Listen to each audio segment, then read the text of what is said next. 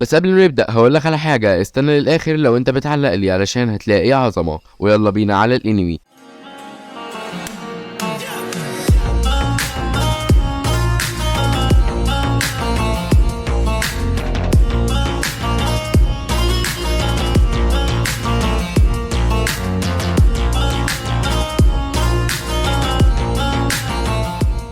بيبدأ القسم الثالث من انمي شيتنج كرافت باختبار كالعادة، وبيكون في مستخدم الحشرات اللي اسمه جون وبيتم استبعاده. وهو ماله، هو ليه دايما بيتم استبعاده؟ هو في حاجة ولا ايه؟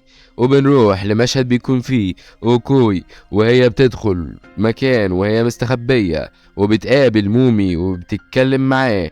وبعد كده مومي بيقول لها كوتشان، وطبعا كوتشان دوت بمعنى صح كو اختصار لأوكوي، وتشان بتتقال للسيدات عند اليابان. وبعد كده هو بيقول لها كوتشان، فبتقول له انا الغامضة السيدة كي، وبتضربه باللكمية، وبتقول له انه لازم يرجع ويواجه الشخص اللي هزمه، ولكن هو بيقول لها انا ما زلت خائف. فبترد عليه وتقول له ثق بيه. فبيروحوا لمكان سجن والد مومي السيد تومي، وبتكون اوكوي هي اللي عارفة مكان السجن، اما مومي فلأ. وبيروحوا يقابلوا واحد وبيقعد يتكلم معاهم وبيحكي لهم عن مهارة الشوكاتسو. ولما مومي بيقول له انه عاوز يقابل والده، الشخص دوت بيختفي وبيظهر واحد تاني ويقول لمومي انه المسؤول عن حياة والد مومي. ومومي بيبدأ يواجهه بمهارة الشوكاتسو، لكنه بيخسر، ولكنه ما بيأس وبيحاول تاني وبيخسر. وهو في حاجة يا جماعة ولا ايه النهاردة؟ فبعد كده الشخص بياخد اوكوي، واوكوي بتقول لمومي اسمي هو فيتامين سي، شكلها جاية من الصيدلية ولا ايه؟ وبيقول لمومي انتظرك في قمة البرج. فمومي بيقول له بالتأكيد سأساعد والدي وكوتشان. وبيبدأ يتسلق البرج دور دور علشان يقدر يتدرب ويهزم الشخص اللي خاطف والده وأوكوي. وبيبدأ يتدرب، وبنعرف انه لازم يمتلك قوة شوكاتسو النار علشان يستطيع هزيمة الشخص وينقذ والده وأوكوي. وبعدها بيعرف ان الشخص دوت مش خاطف والده، بس هو خاطف أوكوي. وبيبدأ يتدرب، وأول تدريب هو غرفة الساونا. وبعد كده بيحصل على قوة النار. وبعد كده بيتدرب التدريب اللي بعده، وهو عبارة عن إن عينه تستطيع التفريق بين الأشياء القابلة للاشتعال والأشياء غير القابلة للاشتعال. وبينجح. بعد كده بيروح يواجه واحد بس في غرفة فيها أكسجين قليل، وبيبدأ يدوخ. وبعدها بيبدأ يسيطر على نفسه لحد لما بيستطيع يهزمه. وبيبدأ يقاتل الشخص اللي خطف أوكوي، وبيستخدم مهارة شوكاتسو النار، وبيبدأ يكسر قناع الشخص اللي بيواجهه. وبيطلع والده، ووالده بيديله ألم، وبيستطيع السيطرة على النار والرياح مع بعض. القلم دوت يا جماعة جامد جدا، بيقدر يتحكم في الرياح والنار في نفس الوقت.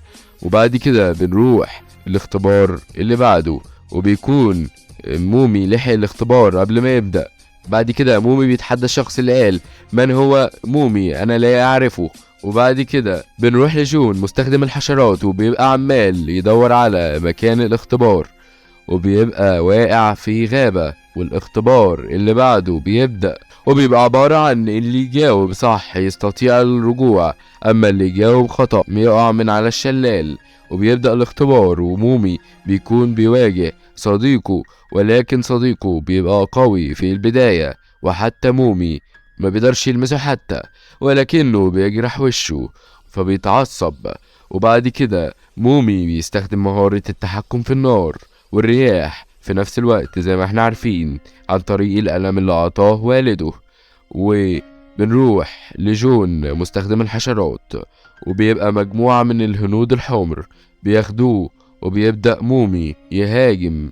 واخيرا في لهب بيلمس صديق مومي، وهو مستغرب ازاي ده حصل، وبيعرف ان مومي بيستخدم النار والرياح في نفس الوقت، وبيقول مهارة النار والرياح وهو مستعجب. وبعد كده اوكوي وهي وريوهاكو بيخلصوا الاختبار وبيجاوبوا إجابات صحيحة وبيبدأوا يرجعوا، وروكوي بتبقى هتتصدم في صخرة، ولكن مومي بيلحقها ويكسر الصخرة وبينقذها، بس بيبقوا هيقعوا في الشلال وينجرفوا من على الشلال، ولكن بيساعدهم صديق مومي وبيلحقهم وبيقول له لن أستطيع أن أتركك لأني أريد أن أكمل معك النزال. وبنرجع لجون واللي هو مستخدم الحشرات، وبيكون الناس خلوه ويبقى زعيمهم، وبيخلص القسم دوت على كده. بس قبل ما الفيديو ما تنساش تشترك في القناة وتفعل زر الجرس وتقول لي رأيك في كومنت، روح شوف فيديوهات اللي فاتت وقول لي رأيك كمان فيها في الكومنتات، وكمان استنى اشوف التعليق بتاعك لو انت بتعلق لي في الفيديوهات اللي فاتت. تمام. وكمان ما تنساش تروح تشترك في قنوات اصدقائي اللي هم موجودين في الوصف، علشان احنا عاملين تيم اسمه تيم وانو، ودوت في قنوات زي انا، وكمان قناة جاليو انمي، وكمان قناة انمي جيمي، وكمان قناة كوكب الانمي، وكمان قناة كوكتيل انمي. فيلا روح اشترك عندهم وفعل زر الجرس وقول لهم من طرف نار الانمي، واشوفك في فيديو جديد. يلا سلام. Devil in a red dress,